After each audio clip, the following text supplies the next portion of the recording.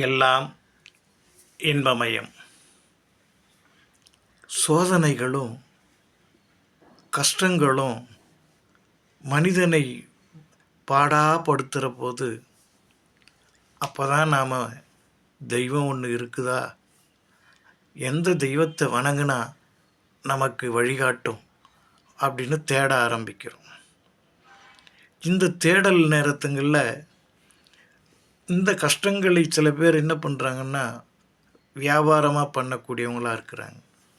ஒரு பாதிக்கப்பட்டவருக்கு நான் அதை பண்ணுவேன், என்னால் இதை செய்ய முடியும் அப்படின்ற ஒரு உத்தரவாதத்தையும் கொடுத்து அவங்கள மேலும் கஷ்டத்துக்கு ஆளாக்கிடுறாங்க. அப்போது நமக்கு நாமே ஒரு தன்னம்பிக்கையை வளர்த்துக்கினா தான் ஒரு கஷ்டத்தை கடக்க முடியும். சிக்கலில் மாட்டுவது எல்லோருக்கும் இயல்பு.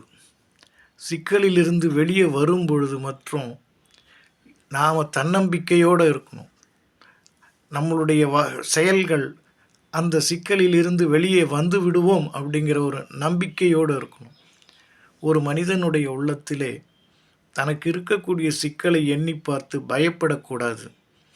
இப்படிப்பட்ட சூழ்நிலையிலிருந்து நான் நிச்சயமாக வெளியே வருவேன் அப்படிங்கிற ஒரு தன்னம்பிக்கையை தனக்குள்ளே வளர்த்துக்கிட்டாங்கன்னா நிச்சயம் அவங்க வாழ்க்கையில் ஜெயிச்சு காட்டுவாங்க.